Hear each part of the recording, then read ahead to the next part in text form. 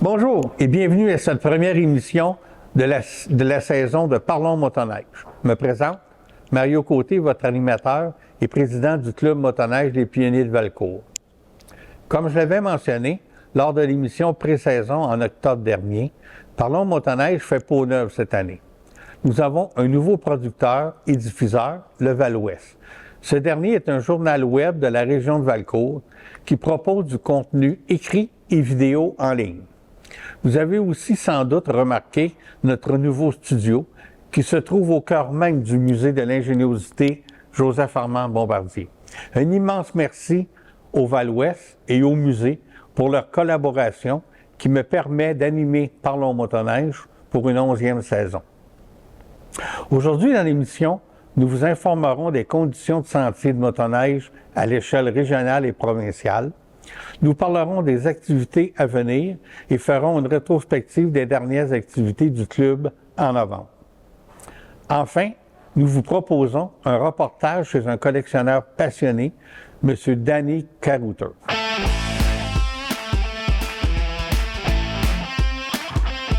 Passons aux conditions de sentier.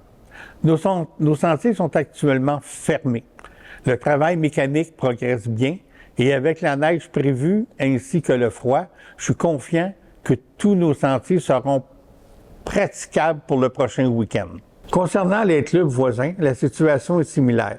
Cependant, je vous recommande de surveiller les sites Internet des clubs et leurs réseaux sociaux pour les mises à jour. En ce qui concerne les sentiers situés au nord du fleuve, la situation est assez similaire et évolue également de manière constante. Contrairement aux autres années, effectivement, la situation dans les cantons de l'Est est similaire à peu près à ce qui se passe partout au Québec. Donc, souvent, on enviait les autres régions, mais cette année, on est à la même échelle. Espérons que la neige et le froid vont être au rendez-vous.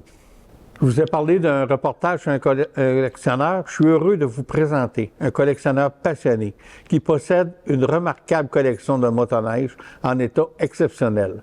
Regardons cela ensemble. Hey, bonjour tout le monde. On est aujourd'hui à Terrebonne avec un passionné de motoneige de skidoo, un collectionneur exceptionnel avec des machines vraiment très rares, M. Danny Carouter. Bonjour Danny, ça va bien? Oui, toi Mario? Oui, heureux de vous recevoir à l'émission Parlons Motoneige. Puis je pense que ce matin, on va parler motoneige, on va parler motoneige antique. Pour les gens qui connaissent pas ça, la motoneige antique, c'est aussi une passion de plusieurs personnes de vouloir garder, conserver toute notre histoire dans la motoneige. Mais avec M. Carouter, c'est particulièrement la motoneige du skidoo. Ben, 99,9% sur skidoo. C'est ça. Oui. Puis il y a des pièces exceptionnelles. Chaque pièce a aussi son histoire. Que ce soit une histoire de qui l'a obtenu ou le fait que la machine est rare, il n'y en a pas eu beaucoup, des choses comme ça. On va faire le tour un peu de ça. Fait combien d'années vous avez commencé à collectionner des motoneiges? Pour moi, c'est tout récent. Hein. Ça fait 6 ans seulement. Ah, ouais. Oui, tout récent. Écoute, j'ai commencé... c'est un peu avant la pandémie, tu sais, je me demandais, moi je suis en affaires, hein, Okay. fait que tu sais, le cerveau, ça va toujours vite, tout va vite. Quand tu es en affaires, il faut se trouver une passion, faut se trouver quelque chose pour moi, pour évoluer, ou fait que là, il y a un matin, je me suis levé, puis j'ai dit, bon, ben, je m'ajoute une motoneige. Une motoneige antique. Là, ma femme a dit, hey, j'étais même pas capable. Je suis pas mécanicien partout à la base. Ah non, vous me surprenez, vos machines sont impeccables. Non, ouais, mais je suis pas mécanicien, je suis pas peintre, je suis rien. Fait que là, j'achète ma première motoneige et puis je l'emporte ici, puis je défais ça. Là, je défais ça, puis j'ai des marceaux partout dans le garage, puis je sais pas ce que je m'en vais avec ça, là, vraiment pas. Fait que là, ça a parti comme ça, ma passion. J'ai commencé à faire ma première motoneige, qu'on va voir tout à l'heure, elle était à l'extérieur. OK. Puis là, ça a parti en flèche. Ouais. Puis, dans toute votre collection, vous avez des motoneiges de course, Oui. à tendance de course ou sportive. C'est le modèle qui vous intéresse le plus? Quand j'ai commencé, je me spécialisais plus entre 60 et 70. Puis j'aimais les modèles. Puis je me suis dit, quand j'ai commencé à faire les premières expositions, il y avait beaucoup de racers là-bas. Puis là, je me suis dit, ça venait me chercher. Quand on les partait, il y avait quelque chose qui venait me chercher. Là. La résonance, c'était incroyable. C'est pour ça que j'ai parti plus dans cette direction-là. Dans cette direction-là. Ouais. Mais écoutez, là, vous me dites que vous n'êtes pas mécanicien, vous n'êtes pas peintre. Est-ce que maintenant vous avez développé l'habilité, vous avez quelqu'un qui vous aide? Comment ça fonctionne? On a appris. On a appris. On a fait beaucoup d'erreurs, tu sais. Mais on a appris. Puis je me débrouille très bien aujourd'hui. Ouais. Puis écoute, j'ai du monde extraordinaire qui me donne des conseils. Écoute, Richard Bernier, qui a travaillé longtemps chez Content, un concessionnaire super gentil. Et puis, pour la peinture, il y a Alain, que je pense que vous connaissez, en tout cas Alain Diot. Et puis, il y a un petit gars aussi qui s'appelle Sébastien, on l'appelle Général Jet, nous autres, de la Beauce. OK. Écoute, un mécanicien hors pair, tout ce qui est racer, tout. Écoute, je comprends pas que tout ce knowledge-là, tout ça, puis il est tout jeune. Ouais. Vraiment, là. Ouais, parce que souvent, on voit les collectionneurs de motoneige, puis la même chose dans les collections d'auto. Les personnes, ils sont vieillissantes un petit peu. Oui, c'est ça. Comme ça, qu'il y a un genre de c'est intéressant aussi. Puis écoute, toutes les questions que j'ai à poser, je l'appelle, puis il me répond. Là, techniquement parlant, il connaît ça. Fait que, tu sais, que les réseaux sociaux aujourd'hui, avec le web, puis tout ça, là, c'est plus facile. Souvent, on portait un peu à dénigrer les réseaux sociaux. Il y a toujours un côté noir à ça, des fois pas intéressant. Mais c'est aussi un outil merveilleux pour faire plein de choses, faire des recherches justement et tout. Là. C'est merveilleux. Moi, sans les réseaux sociaux, sans le web, je n'aurais jamais été capable. Aujourd'hui, on peut faire une réparation, puis c'est facile. Hein? On va sur le web, puis il nous explique d'étape à étape, il y a des vidéos, puis tout ça. Pas de réseaux sociaux, on ne sera pas ici. Je vous ai connu comme ça. Mais... là, vous avez vos motoneiges. Est-ce que vous en avez une qui est préférée là, de tous ceux-là? Là? Peut-être pas dans le garage ici, on en a d'autres à l'extérieur. On va aller voir ça tantôt. Oui. La nouvelle acquisition, là, moi, j'appelle mon bébé de l'année, autrement dit. Qu'est-ce que cette année que j'ai acheté, là, puis, tu sais, ça fait tourner des étapes. Moi, là, il faut dire que je cherche toujours une motoneige qui est particulière, qui a une histoire. Où est-ce qu'elle vient, qu'est-ce qu'elle a fait, cette motoneige-là, à qui qu'elle a appartenu. Tu sais, quand je suis capable d'aller trouver une histoire qui est reliée à cette motoneige-là, écoute, ça vient tellement de chercher. Fait que là, j'ai acheté un 494 qui a fait une revue, la revue là-bas, je vais peut-être la montrer tout à l'heure, là. Et puis, qui ont fait un, puis elle a été conçue en Idaho par le centre de recherche de Bombardier. Ils en ont déjà fait ici, OK? C'est les frères, M. Langlois, je crois, qui a fait ça, mais eux autres ont vraiment été faits par Bombardier. De 67, 68. 67. C'est eux autres qui l'ont fait. Langlois qui était à Québec. C'est à Québec, c'est ça. Mais le NEN, dans motoneige, vient du centre de recherche de Idaho. C'est là qu'il vient. Fait que c'est là qu'on voit aussi qui est assez particulière parce que sur la motoneige, comme telle, il y a la fameuse abeille. En 67? Oui. Ah, là, vous me surprenez une petite affaire. Parce que si on regarde la motoneige, on va la regarder tout à l'heure. Oui, on va aller la voir. Fait que les concepteurs, je sais pas pourquoi, ils ont mis une abeille, puis c'est là vraiment la peinture qui était là, sur ça. Bombardier a repris ça après des années, mais bien des années après, mais elle l'avait dessus. Ah, ce serait l'origine. C'est quand même bien. Oui, c'est très bien. Là, vous m'apprenez un petit bout d'histoire, j'en sais quelques bouts, c'est correct, hein? Puis tu me disais que c'est tout original. Oui. Pas été changé. On voit ici la fameuse abeille qui a réapparu 20 ans plus tard chez Skidoo. Mais je ne sais pas comment ils ont refait 20 ans plus tard, qui ont dit, on met une abeille. C'est-tu avec ça qui a parti? Je connais pas l'histoire. C'est une belle histoire à fouiller, puis si je peux te la trouver, on en reparlera. Je connais pas l'histoire. Puis vraiment, elle est particulière avec les deux tuyaux d'échappement qui sont en... les courseurs, c'est pas le motoneige. Celui-là a été conçu là-bas. Il y a des frères, il y a des endroits qui l'avaient fait. Là, puis les autres, qu'est-ce qu'ils avaient fait? C'est qu'il n'y avait pas la bulle. Non, c'est ça, c'était directement. On voyait les tuyaux, là. On voyait les tuyaux. Fait que, tu sais, les autres, ils ont fait un plus, puis ils ont vraiment raffiné la machine. Elle fonctionne, là. Oui, cool. Je te demanderai pas de la partir, elle va être un peu bruyant dans la remorque. Je peux la partir, non. Aucun problème, mais elle fonctionne. Ah oui. Ah oui? Oui, je me promène avec. quand je vais dans des expositions ou dans des randonnées, je l'emporte, je la sors, puis je la fais partir. Il a fait, ils ont fait un film sur Julie Villeneuve. Oui, le film qui sort en 2026. Ouais, ils ont fait un film, puis elle était figurante dedans. Ah ouais? Puis le VP de BARP, il est venu me rencontrer, puis il dit, Monsieur Capitaine, c'est quoi ça? Ben, j'ai dit, il est jaune, c'est vous autres qui avez fait ça. Il dit, nous autres, on n'a jamais vu ça. Ah On non. n'a pas de ça. Ben non. Il dit, c'est quoi l'histoire? Fait que j'ai rencontré l'histoire. Puis là, il m'a demandé, il dit, c'est possible de la partir? Mais je voulais la partir, c'était mon tonnerre, j'ai fait partir. Puis, il était estomaqué.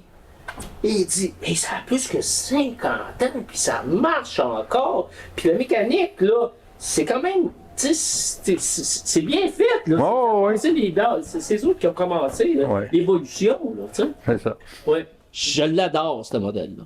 Puis je viens d'acquérir un autre motoneige, un autre, un 600 TNT. Écoute, ça, c'est... Le fameux TNT Oh. 668, c'est ça? Oui, c'est ça. Et puis, je l'ai acheté d'une personne qui vient d'Alaska, qui l'a emporté à Washington.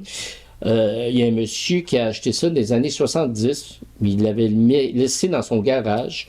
Et puis, à son décès, il y a ses petits-enfants qui l'ont hérité. Puis, ils m'ont contacté, tu sais, puis j'ai eu ça. Il dit, bon, j'aimerais ça l'avoir.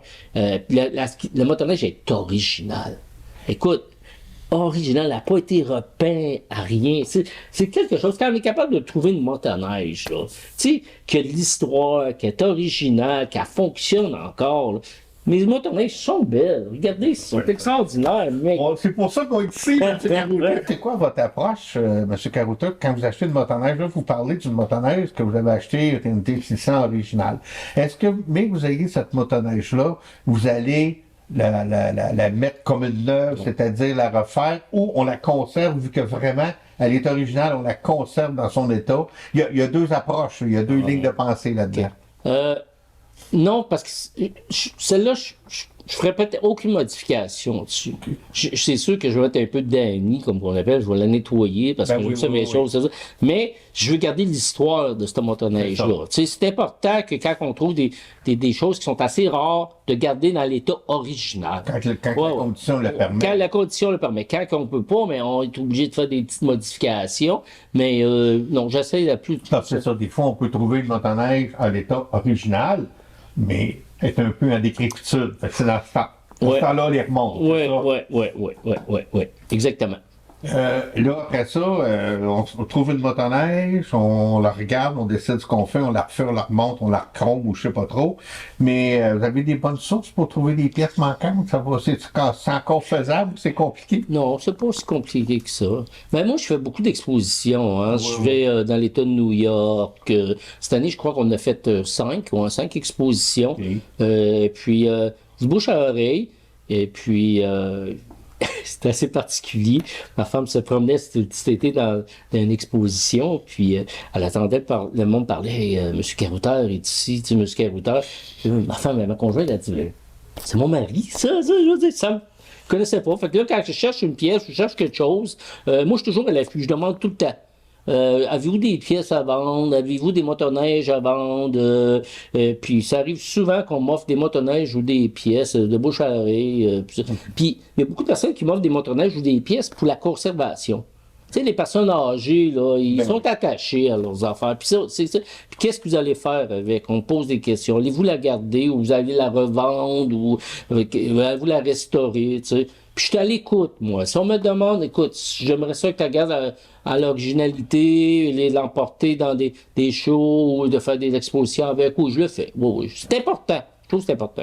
Au-delà des motoneiges, je remarque ici, dans votre garage, vous avez beaucoup d'artefacts. Des manteaux, des costumes de motoneige, des casques. Puis là, dans le coin, tantôt, on ira faire un film sur des pièces et accessoires, ce qu'on appelle pack vous avez un chapeau d'homme, là. C'est rare, ça. Mais vous savez l'histoire de ce chapeau-là? Hein? Ah, non. Et l'équipe de course Bombardier des années 70, dont Laurent Baudouin était chaque fois que Laurent Baudouin arrivait avec son équipe d'ingénieurs dans les estrades, et Laurent aussi arrivait dans les estrades, il y avait tout ce chapeau jaune-là. Fait que là, les courseurs, les courseurs et les mécaniciens disaient « Oh, le boss est là. Oh, attends une minute, le boss est dans les estrades. » Fait que là, il y avait plus d'ambition à vouloir gagner la course, puis Fait que c'était impressionniste. C'est pour ça que ça venait de ça, ce chapeau-là. OK. Je l'avais jamais vu, mais je l'ai vu sur Internet, évidemment.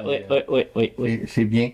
Puis, au-delà de tout ça, vous trouvez votre temps où? Vous êtes pas retraité, vous me dites tantôt. C'est du temps, c'est énormément de temps, là.